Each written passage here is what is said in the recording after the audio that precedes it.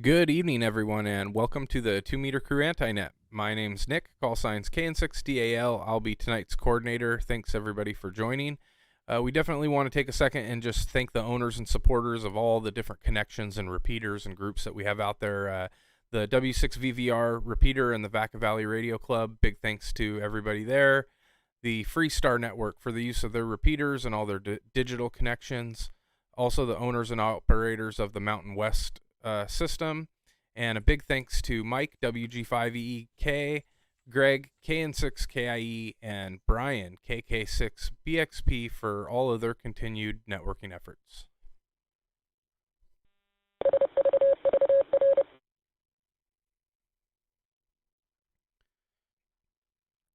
All right, before we get started, we'll just take a minute, see if there's any emergency or priority traffic. If there is, come on in and speak your part. If not, we'll take just a short pause.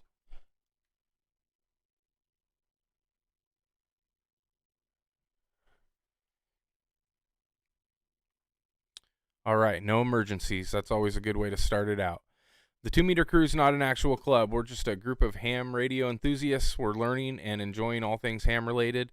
There's no dues, there's no fees to be a 2-Meter Crew member. If you're looking for more information on hooking up with us, you can check us out at 2metercrew.net. You can also join our Discord group. There's links in the YouTube description for that. This is open. Everybody's welcome to join and encouraged to check in. We love hearing from new hams, old hams, all the like. We meet every Wednesday at 8 p.m., which is 4 a.m. UTC on the W6VVR repeater in Vacaville, California. We're also able to be connected through Echolink, which is at W6VVR-R, through Allstar Nodes 51094 and 512342. Also through DMR Talk Group 3174117, YSF Reflector 50462. The links through Freestar are 2195 and 2196. Through the Mountain West repeater system, which is accessible through P25 and DMR on Top Group 31062. We're also linked up to the Mad Scientist Amateur Radio Club in San Mateo, California.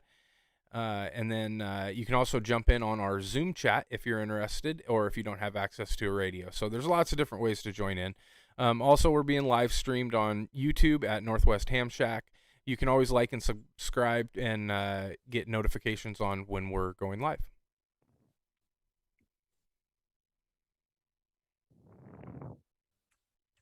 Man. All right, let's see if we got anybody out there today that is new to ham radio, or maybe just checking in with us for the first time. Maybe you just upgraded your license. If that fits you, come on in now and say hi.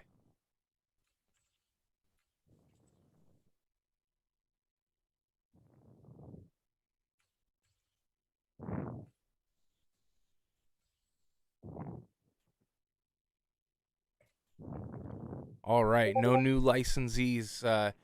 Any stations out there? Let's see who we got. Come on in, and any mode, any stations, come on in now.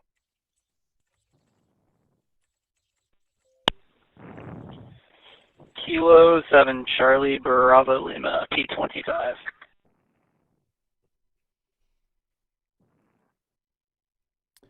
Well, I'm not going to make fun of your audio tonight, just because it's mean and you don't feel good. But I'll pass it over. Good to hear from you, Connor. Thanks for checking in with us. How's everything going? The topic tonight, we never have a topic, but we'll pretend we do. What are your plans for Winter Field Day, and what projects do you have pending? What are you trying to get done in your shack?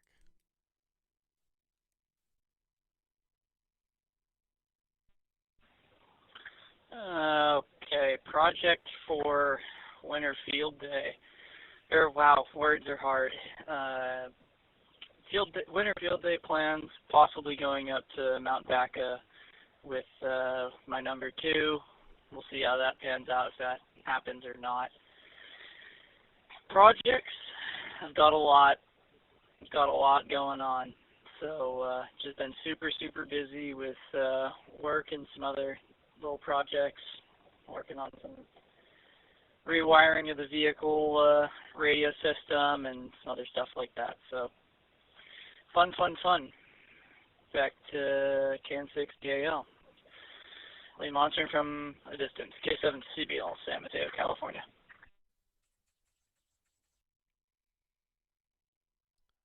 Awesome. Thanks for checking in with us, Connor. Let's see who else we got out there tonight. Any other stations? Come on in. Delta 7G, Golf. Kilo Delta 7 Golf.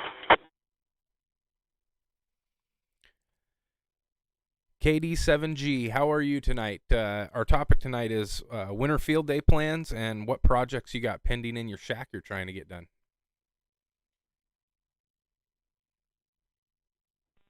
Thanks for asking. This is Jim in Antioch, formerly AA7HR. I was getting ready to shut off the radio, go to bed, and I was flipping back to W6CX, ran across W6VBR, figured I would chime in and say howdy. Winter field day. Thought about going up to Mount Vaca, but it's kind of a haul for me. Might try and see if I can get a ride up there. Don't know yet, but no projects going on right now. Building a new desk for my office, which is also going to be my ham shack, so it's going to be a big 7-foot long desk. Oh, that sounds fun. I always like kind of doing the reorganize the shack thing. But sometimes I get too in it. You know, I have a question for you. So you change your call sign. You've probably had more call signs than I've got pairs of underwear. I'm just kidding. But really, so I like this one, KD7G. Nick's got 3 pairs of underwear. It sounds really good, and it rings really well. I do remember that one time you came on and you had mentioned a website that you were able to kind of track down what different call signs were available and different kind of niche calls. Did you use that website to track this one down, or how did you come about it? Does it have any significance to you? Tell us a little bit about that. It's the easiest way to find ones that are about to expire. This guy has done a masterful job of pulling the databases from the FCC, which of course are publicly available. He's automated all this stuff. And then he's written some really nice code on a very basic web page as far as, it's not sexy, not a bunch of cool stuff going on because it doesn't need that. And basically for the next 2 years he lists all of the expiring licenses. And it's all color-coded. He's got it all explained. It's AE7Q.com, Alpha Echo 7 Quebec.com. Just go there, hit the main page, and it's just, you got to poke around, and it's not hard. It's on the left-hand side of that main page. When you get there, you see the different regions, and it'll tell you how many are currently available, how many are expiring soon, blah, blah, blah, blah, blah. And then you scroll down, you hit one of the region buttons, like 6, 7, 8, whatever region you want, break for the repeater. And then it opens that list, and then you can look through all the call signs that are available. So what I did was I just ripped the table out of there, stuck it in an Excel spreadsheet. I figured out the ones that are phonetically easy and don't get confused, so like S and F, Sierra, Foxtrot, all those letters. So I did my little analysis. I picked out the ones that were expiring soon that I liked, that met my criteria for making it phonetically easy. If I say KD7G, it's not too difficult. It might be KB7G, but you'll know the K, you'll know the 7, you'll know the G. The D, is iffy. But anyway, that was my whole thing, was I wanted a short one, and I wanted it really easy for people to hear it as I speak it. Well, awesome, Jim. It sounds good. I like it. It's got a ring to it. I'm going to try to remember it because sometimes I can be terrible with call signs. But I appreciate you checking in tonight, and definitely come back and give us a little bit more of that wisdom of yours. But let's move on to the next station, see who we got out there. Any other stations, come on in.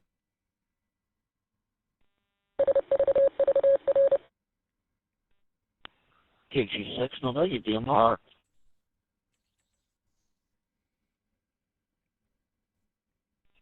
Kilo, Sierra, UK. UK station. If you could stand by one moment, we'll take Frank, and then we'll move on to you. I didn't catch your entire call, but stand by United Kingdom station. Frank, go ahead.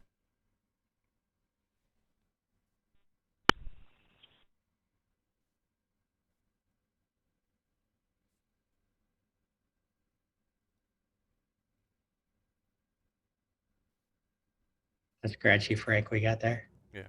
Let me try that again. KG6 Milady on DMR. There we go. Now I can. Sorry about that. The DMR didn't want to key up right away. Let's see here. Winter Field Day, no plans, no activities, and current project, working on a couple of radios. That's it. That's all we get. He's working on a couple of radios. All right, Frank, thanks for checking in, man. That was funny. You said, I'm working on a couple of radios. Well, you know what? I'm always working on radios in one way or another, right? It seems like a never-ending task. But thanks for checking in. Hope you can join our Zoom chat when you're ready. There was a UK station right in there behind you. If you want to come back in and try again, take it away.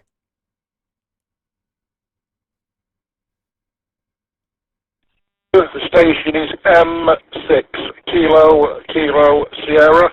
Operator's name is Stuart. The location is Manchester in England in the United Kingdom. Back to you. All right, M6KKS. Stuart, good evening, or I believe good morning to you.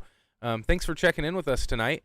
The topic we have is kind of two parts. We're looking to see what people are planning for Winter Field Day. I don't know if that's something that you guys operate in your area or not, but here we have a regular summer field day event, and then we have a winter field day event where we just kind of go out and play radio outdoors, get with friends and things like that. And then what other projects you got going on in your shack that you're trying to accomplish this year? So take it away, Stuart.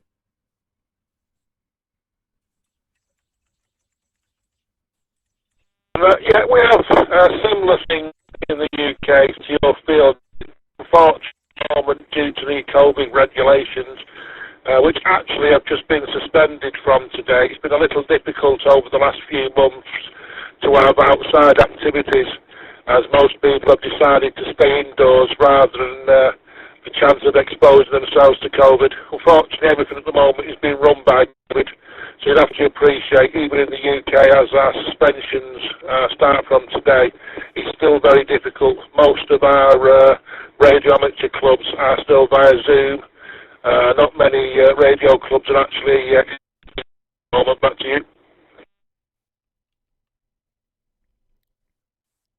Yeah, I suspected there was kind of a variation of that, and I think several different countries have like different variations of like just outdoor operation events and stuff. So I appreciate you checking in with us tonight. We're here. We're linked up by. I think I saw you were keying up through Freestar. Correct me if I'm wrong there on the next go around, but we're typically on, I believe, 4 a.m. your time.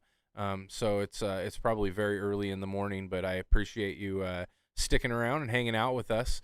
And I will take it back on your final, and I appreciate you checking in.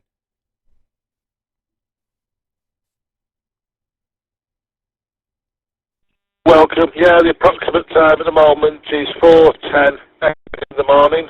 It's currently 8 degrees centigrade, but raining in Manchester at the moment, which is typical for this part of the world. But yeah, I won't hold the frequency. I will wish everybody 73s. I just thought I'd check in there a little bit of details from the UK.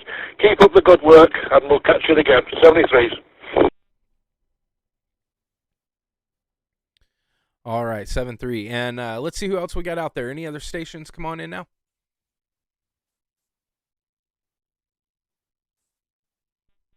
Victor Echo 5, Juliet Hotel November.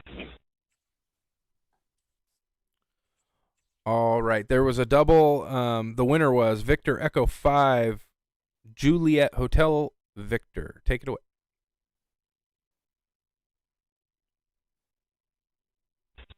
It's Victor Echo 5, Juliet Hotel November. And so my winter field day plan's probably going to stay indoors. Weather up here in Saskatchewan looking kind of iffy. But as far as projects go, looking at a new antenna. Want to get that up and running. Right now I'm using a loop and getting lots of RFI back through it. So those are my plans, and love the net and glad to get on for the second time. Over to you. Awesome. Thanks for checking in with us. We appreciate it. There was a station that came in right over the top of you, but sorry, 1 second. There was a station that came over right over the top of you. If you want to come back in station, go ahead.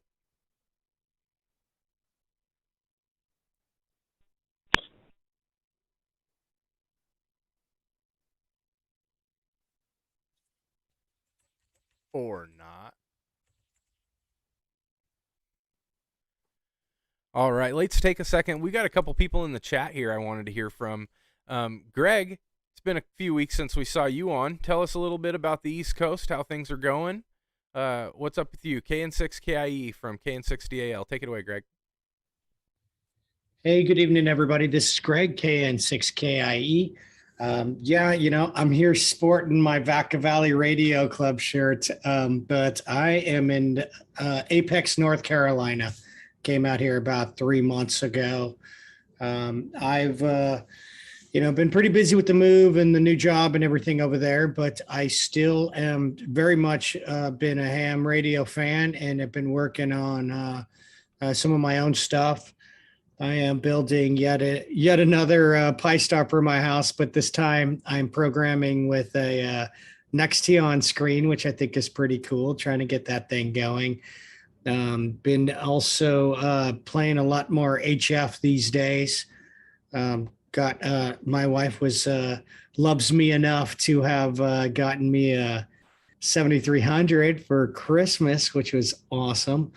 And I've been playing around on that a bit when I've got some time, albeit my dog just chewed through some LMR 400 that I had running into the house. So it kind of killed me there a little bit. So now I've got an 8-foot spot of it and another 120 out in the backyard that I've put back together again. So that's pretty cool. I've gone through a lot of just reprogramming my 2 meter and 70 centimeter radios.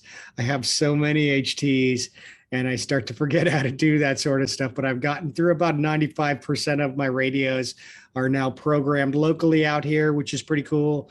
I joined the local club because you got to get with your homeboys when you're playing radio, and I can't always hang out with you West Coasters so much anymore. So trying to get into it out here, but just really trying to make it happen on my ham life. I think for the winter field day, I'm just not going to be able to hook up with you guys at the tower, which is really sad.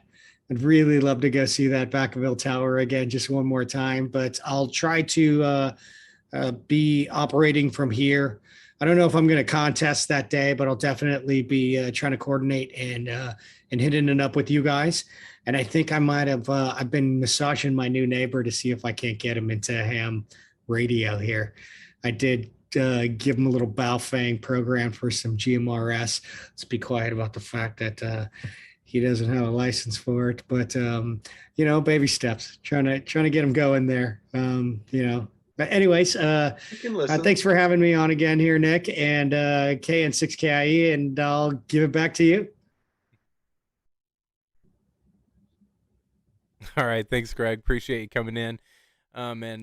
We've got a couple other people I wanted to hear from. So Eric, AK6Y, I think you had made a mention in the chat that you had something to add to what Jim was talking about, maybe in reference to that website or something. But Eric, how you doing tonight? And take it away from KN60AL to AK6Y.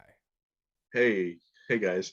Yeah, so basically, my original call was KE6MRG, which I got back in 1994. And when this whole thing is out on my QRZ page, but basically, I was away from the hobby for about 12 years. And during that time, I got married, and my daughter was born. And we ended up naming her, her first name's Mika.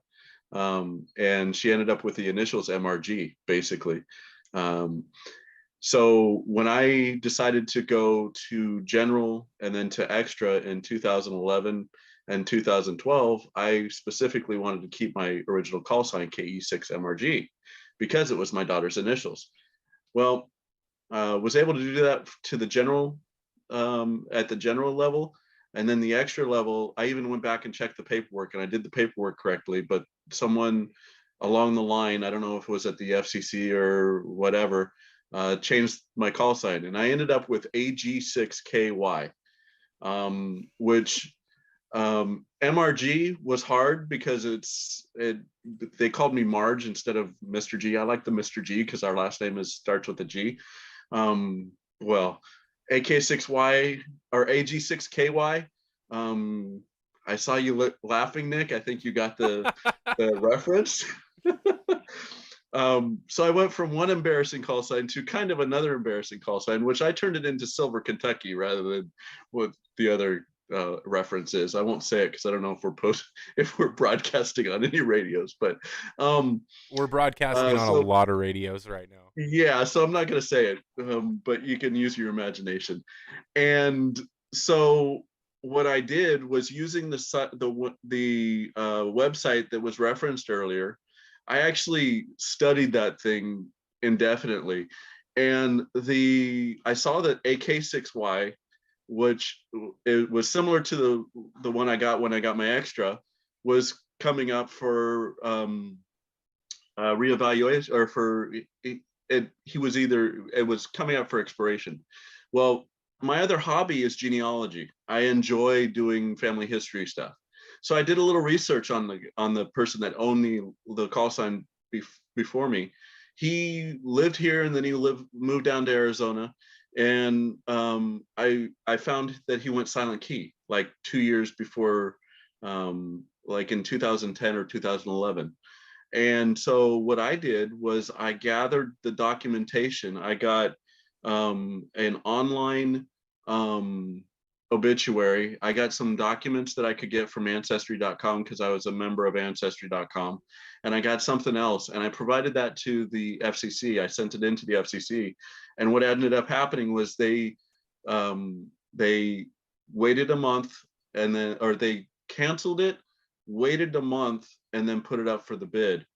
And I had been also studying the bid because you have to pay attention to that website, and you have to pay attention to the FCC website, at least at that time, in order to be able to put your bid in correctly, because they'll announce it and then they wait a certain number of days, and then they open the bid, and then you bid, and then they close the bid, and then they decide who gets it. Well, what happened in my case was they announced it, someone put in for it early, I put in for it at the right time, someone else put in for it after it expired, and I got the call because I got lucky, because no one else got it. So you kind of have to do that science. So along with what the person was saying, I don't remember who was talking earlier, but along with what he was saying, it is really a science, but you have to kind of just play with it. But I ended up with AK6Y. It's a good call. I enjoyed it. I've had it now for, actually it'll be 10 years this year. So I got to upgrade, or I've got to renew in October probably. And yeah, so that's my experience. Now, Winter Field Day, I don't know what I'm going to do yet. I might come up, and if I can figure out where you guys are again, I might come join you again for Winter Field Day. If the invitation's open, I don't know, but I don't see any places local for me here in the East Bay. So yeah, that's that's my long story. Hey, Eric, I think this is Kilo November 6th, Kilo Indy Echo. This is Greg. I think that on the Discord, if you're out there, Jason K6FAK actually put some data on how to get out to Mount Vaca. It's really a great place. If I would recommend anybody who's got the opportunity to be able to go up there and check it out, watch some dudes jump off the cliff, hang out with some ham nerds, and see if you can hit Minneapolis or something like that from out there, because it is really a unique spot.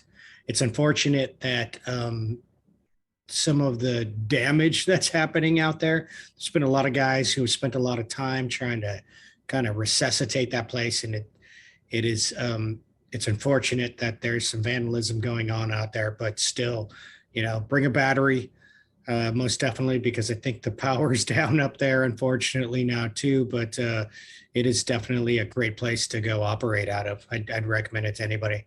You gonna get yourself out there, Frank? No, I'm not. Short and sweet, Frank. At least you're not scratchy over the YouTube, man. No, I just stutter all the time. No, I'm joking. No, it just, the internet here sucks. You sound good, man. Good. All right, KN60AL here. I got to clear the message that we sent. We said broadcast. That's a dirty word. We're not allowed to say that. We were transmitting over multiple repeaters because we're all having a conversation. We're not broadcasting anything. Wow, there's some weird comments going on. Should I leave them? I think I'll leave them. I'm just gonna let them go. See how long that goes. Let's see if we got any other stations out there. Any other stations? Come on in now. Those comments are weird. Yeah, they are.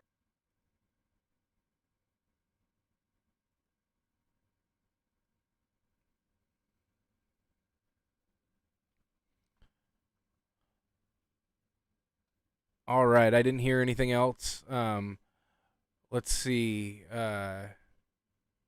haven't we heard from? Dan. Haven't heard from Dan. N6ETR from KN60AL. How's it going? KN60AL, N6ETR. Good evening, Nick, and the rest of the Antinet. Doing well. I've been catching up on some ham radio projects in preparation for Winter Field Day. I will be up at the tower that Jason has solicited. Eric, you should come. You should really come check it out, and anybody else that can.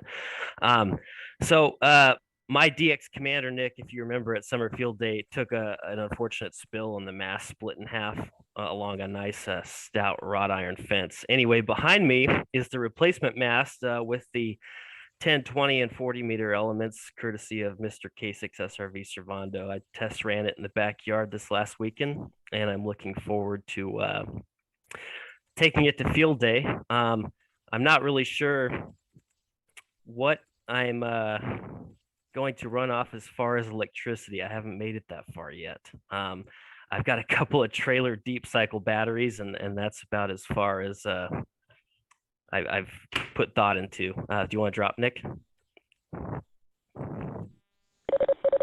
I was totally taken back because I just turned to look back at you and I saw Jason in your. We're not transmitting right this second, but I looked and I'm like, Jason's on your screen. Right? I was thinking the same thing. Go ahead, Dan. It's on. Thanks, Nick. This is N6ETR continuing. So I've changed my virtual background on Zoom to it's footage from Jason's video on Memorial Day weekend where we actually did live soda from Mount Vaca, and that's myself and KN6ETB Kellen standing on top of the tower. We have drone footage courtesy of K6KCP, that's Jim, and Jason was running HRTV from my cell phone video on the tripod in the center of the tower. So that's where the background image came from. Anyway, so this is what we can expect at Winter Field Day next weekend. Is barring any fog, you can see the Sierra Nevadas one direction and the Golden Gate the other. So I hope to either see some friends at Winter Field Day or otherwise talk to you on HF.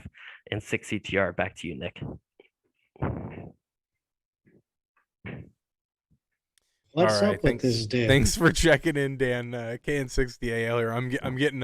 I'm cracking up right now because there's this guy, and I don't even think it's a real person. I think it's just a what was it that Stryker had said? A lot of streams are being messed up, but it looks like there's some admin on there is deleting them for me. So thank you. KN60AL here. Let's see if we got any other check-ins on the air, and then we'll kind of slowly merge over into the Zoom stream. But anybody else out there on any repeater systems, any digital connections want to check in? Come on in now.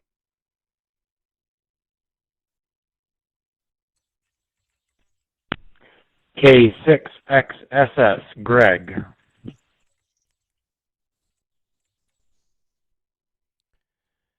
K6XSS. Take it away, Greg. How you doing tonight? Good. Coming at you from Benicia, California. Just wanted to say, excited for Winter Field Day.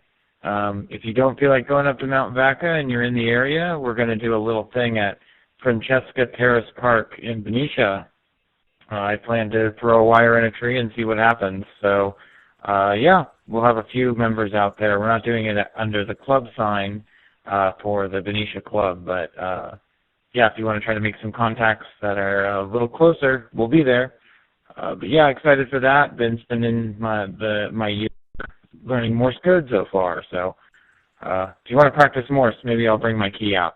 Anyway, this is Kilo 6 X-Ray Sierra Sierra. Greg.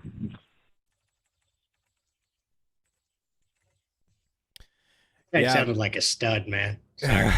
Morse code. That's a scary topic for me. Sometimes I just don't want to talk. It's so hard for me to learn it. Like I practice it, but I think I'm just not practicing it enough. You know, I go to it and then kind of back away and then go to it, and it's really hard to retain. But all right, thank you for checking in, Greg. Let's see who else we got out there. Any other stations? Come on in now.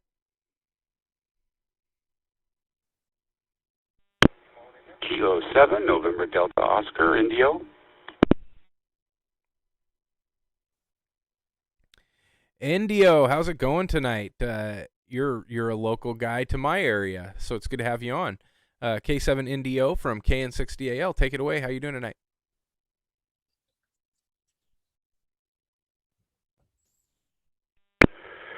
Oh, good evening, everybody on the anti-nets, and I'm watching you guys on the YouTube channel there. It's been a while since I checked in. I was just messing around and figured I would say hello. I heard you earlier on the local simplex today, Nick, talking to young Gavin, trying to talk to you on the 2-meter simplex there. That was kind of funny. I was chuckling. But anyway, just wanted to say hello and hope all is well. K7 Indio. Yeah, thanks for checking in. Yeah, I was trying to reach out to him. We spent a little time exchanging call signs. He was having a hard time hearing me, but there's a pretty interesting weather that's been going on in our area that I think is affecting simplex a little bit. It seems to be pretty scratchy lately, but we were able to make a contact, and it's always nice to get on 5.2 and play around during the day. So thank you for checking in with us, and hope you can make it on next week.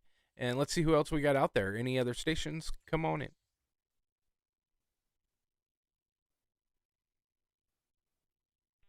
Six VFR. Who was that? It was Bert, right? Yeah. I think that was Bert. I barely caught the call sign. You said it too fast. But if it's you, Bert, hello, and come back with your call sign. Bert, it's November 6th, Echo, Foxtrot, Romeo. How you guys doing? Bert. We're doing good, man. It's good to hear you. So the topic tonight is field day and projects in your shack. So what's your plans for field day, and what projects do you have pending that you're trying to get accomplished?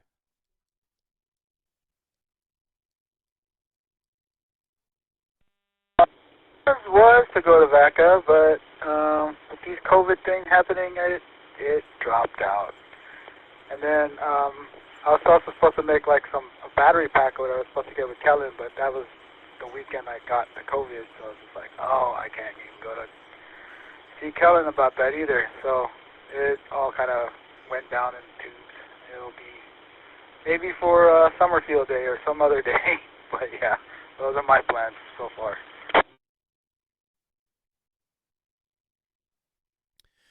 Well, it's sometimes it's nice to be just mildly unmotivated, so it's totally okay. Hope you're feeling better, and hopefully we can get you back on the Zoom calls here soon. But stay safe and keep your family safe, and we will see you in the future. Who else do we got out there? Anybody, anywhere checking in to the 2 Meter Crew Anti-Net? Come on in now.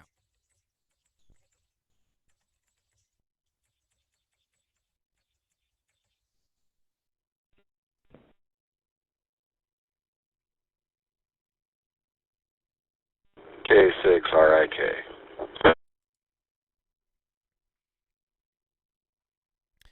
All right, we got Rick, K6RIK. I saw you in the YouTube chat there. I knew if I let it hang long enough, you'd chime in and say hi. How you doing tonight? And thanks for coming in all the way from Cheyenne. Our topic tonight is Winter Field Day, what people's plans are, and what other projects you got going on in your shack.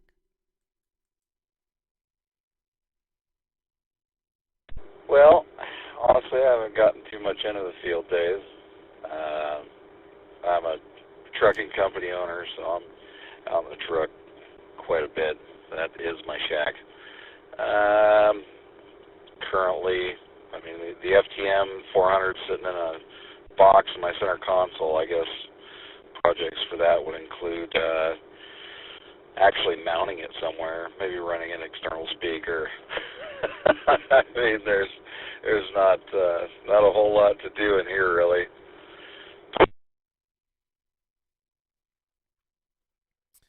Well, I mean, I'm thinking through. You know, if you have a larger truck with like a sleeper or even like a half sleeper cab, you could make something work with that with a good HF set. Oh, great! I'm sorry. There's another Rick. There's if you're watching YouTube, Greg KN6KIE. He always throws out the best backgrounds, and it looks like Dan and Greg are competing for the best backgrounds. It's hilarious, but. Yeah, if you had a sleeper box, you could make something work HF wise pretty conveniently, I would think.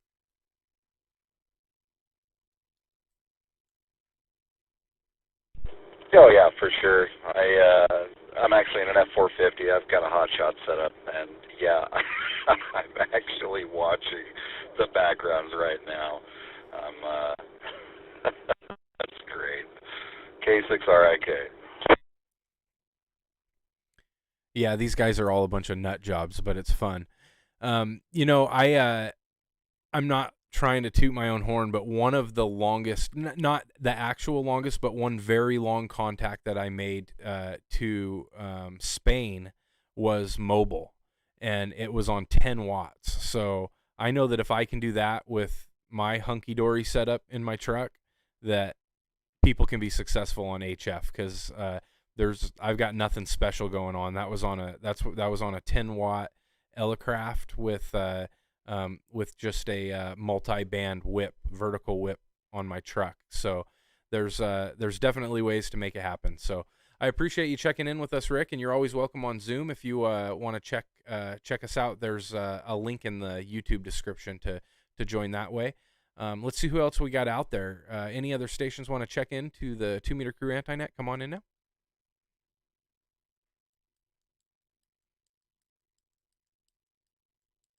I just can't. I have to go listen to that song now, Greg. Thank you.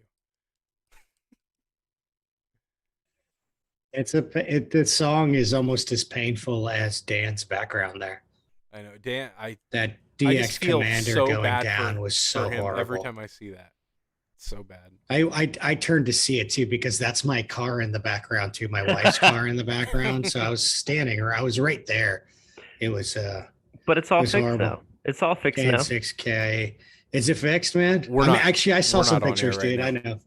I'm gonna actually probably turn it out and just see if anybody wants to come on Zoom here. So stand by 1 second. All right, we gave a good long break there. Nobody chimed in. Everybody must be tired of talking on their microphones, which I don't believe, because this is ham radio and we can never get enough of that. But if you're looking for more conversation, we're going to be on Zoom for a little bit. We're going to go ahead and shut this down. I'll take one last check out there, see if there's any last desires to talk. Anybody else want to chime in? Come on in now. Yeah. Oh, God, Greg. Shuffle, man. All right, nothing being heard. Thanks, everyone, for coming out tonight. Had an awesome time checking in with everybody. We'll be live on Zoom here. There's links in the chat on YouTube if you want to join in. And we appreciate it. So big thanks to all the owners and supporters of all the different connections we got. And we will say 7-3 until next week. And you can tell us all about how your winter field day plans turned out. So until then, we will see everybody later. 7-3 will be on Zoom.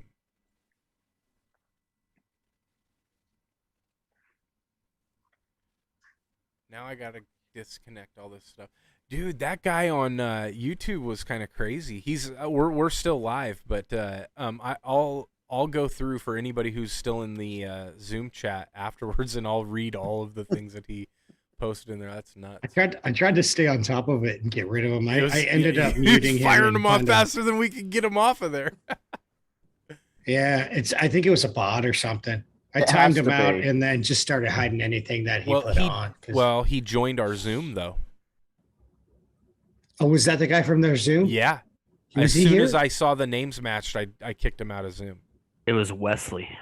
Yeah, Wesley Curry the second there. Yeah, he was pretty crazy. I know. I started just banging him off of he was pretty furious there. He's got fast hands. If that's not a bot, dude. He started going, and I got rid of him. So. No, Greg, he probably has one of those auto keys where you press certain function keys and it just automatically sends the messages out. Right. Some programmed, some programmed. Dave's raising his hand. I didn't even know. We're not very formal here, Dave. So raising your hand's probably not going to do anything. But interrupt, Dave. It was Dave, you just gotta talk over brother. Everybody else. Take it away. Hey, I'm finally not at the dinner table anymore. I was outside barbecuing when the net started, and for whatever reason, my open spot didn't want to cooperate, and this has been one of the longest days, and it just keeps on going. So I've been listening to the whole thing, and I just wanted to jump in there and say hi. So, Winter Field Day, I had to look that up to figure out when that was, and I'm just this weekend I'm hoping to get my buddy poll set up and try and have a chat with my friend down in San Diego and do some NVIS communication there. So I'm really excited about that. That'll be my first try on HF. So I'm almost there. We've got a few things to work out between here and this weekend and the whole weekend to try it. And then as far as the shack, big news for me that I every time I heard everybody say anything, I just wanted to jump in there as I'm listening on mute while I'm trying to scarf down dinner. But I demoed last night almost my entire shack, my future shack, I should say.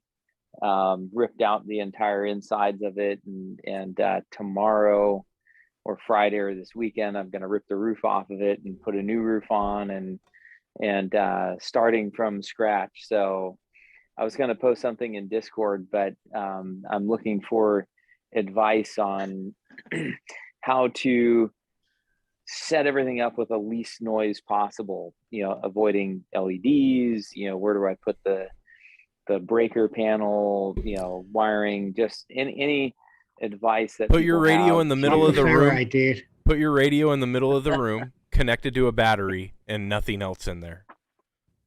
Hey, that's how I've been running HF lately, is straight battery. That's how I'm trying to keep myself quiet as I possibly can. I bought myself one of those Myadis or My Lady batteries, the biggest one I could find over there, and I just rock that when I'm trying to do HF for the most part, man. I have this super nice, Yaesu power supply, but that it kind of makes sense. I hear what you're saying. Yeah, no, that radio is pretty resilient to noise. I mean, anything is susceptible to getting different. Like I'll give you an example. I have a LED screen, actually the one that is showing everything that's live on YouTube right now. That the power supply for that screen is an external power supply, and it's an LED computer screen, right?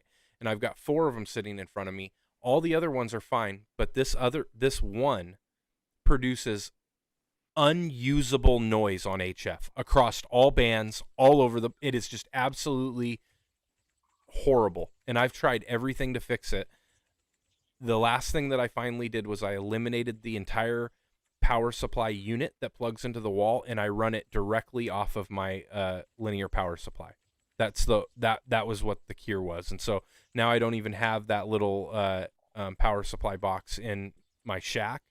And it produces so much noise. So you're going to find things that will eventually, that will cause noise, and you're just going to have to find a way to mitigate them. And it's kind of a slow process. So my recommendation would be to plug in things slowly. And as you start to see issues on your spectrum scope, then try to mitigate them there. But if you find yourself, you've hooked up a bunch of stuff and now you don't know where the noise is coming from, you just kind of start by shutting everything off and then slowly plugging things back in. And that'll tell you where it's coming from. That's how I identified this. And I thought I had solved it through ferrites and toroids and different things like that, but it didn't solve it. It just kept getting worse and worse. So I finally just scrapped the whole power supply. Wow. Yeah, it makes sense. Trying to get advice from people on those exact little things, monitor power supply and, little tricks and certain things to avoid LEDs. Where's Connor at tonight? Because he'd be swearing up and down about the Christmas lights that in the neighborhood and why haven't people taken them down yet? But things like that, and just looking for little things to avoid when I'm going into this build project to have, eliminate some of those kind of glaring errors that you would make on the way in. The building is probably it's probably 40 years old, maybe older. It's the coolest little shed that's been in the backyard that an old guy that I've known forever built. And it was originally a rock shop.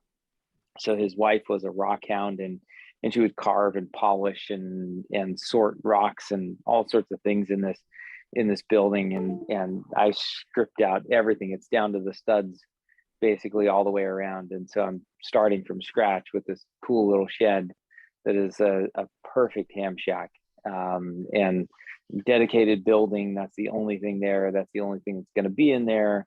And, looking to just do it right from the ground up, essentially. So, build a any Faraday advice, cage, bro. What's that? I said you need to build a Faraday cage. Actually, you know what? I wish that ETB showed up tonight. I think he's chilling in the hot tub, and I really did ask him to show up live from the hot tub tonight, because he actually he's got a great setup at his house. He's I don't know how, Dan, you know him better than I do. He's got so many antennas and so much thought into his little shack he's got going out there. And he builds monster antennas in his backyard. It's pretty, he's pretty off the hook like that. If you're out there, Kellen, come join us, buddy. Yeah, Kellen's in the hot tub right now with a glass of whiskey. He refused to get on. But he has a telescoping tower. I think it can go up to 55 feet. We pulled that down from a residence in Sacramento. So he's got a 20-meter beam. And it was the first time I had my DX was at his house. And it was Japan. And they were like full quieting. It was beautiful.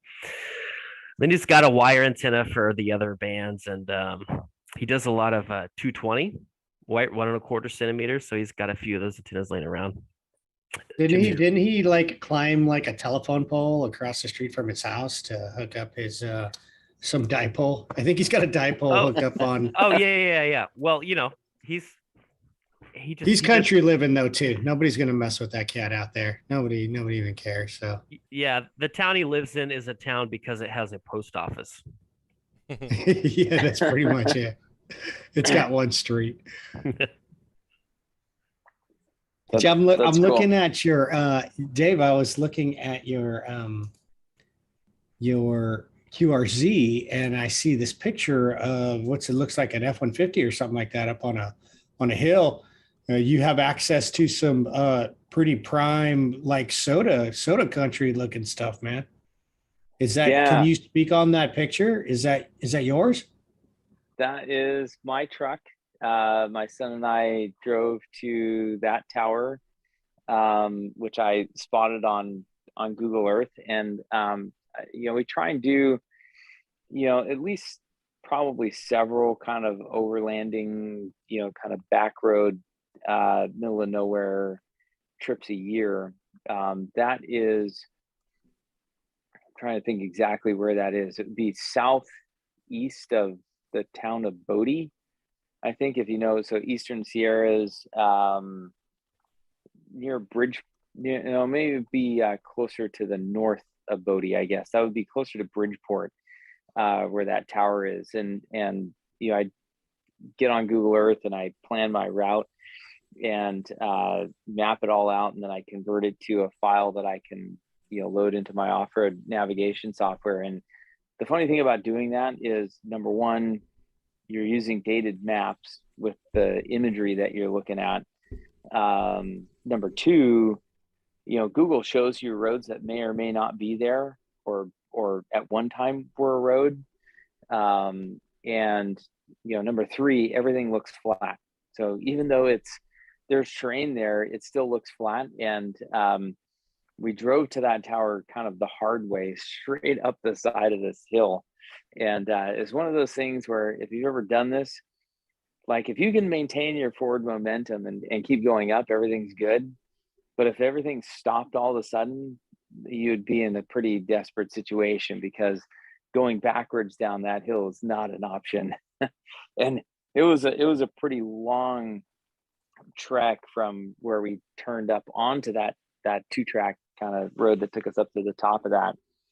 There was an easier way down that we figured out on the way, after we took those pictures and hung out for a bit. But yeah, that's definitely my thing. And there's a couple of targets that I have for this next year to get up and do some soda stuff. Mount Patterson is a bucket list spot for me, to try and get up there and do some of that. It's a challenging spot. If anybody is familiar, you have to plan around the snow and weather and everything else, and then hope everything else goes well to top it off. So, yeah. Well, hey, I see that you're out St. Helena way out there, and all you California folks, but that's not too far from Mount Vaca, dude. From your location there, I think there's a lot of guys going up Mount Vaca way for Winter Field Day. And I would say that, if you're on the Discord, go check it out. I know K6FAK put some information on the board out there and on his own Discord, showing how to get up there. And there's some people going to meet out at, I think, Journeys and Vacaville and go up there. I don't know if there's a way up from the other side. You look to be on the far side of Lake Curry over there. But I know Dan had put a picture of it on his background on the tower up there. But with the story he just told, it sounds like he'll he'll make his own path to get up there.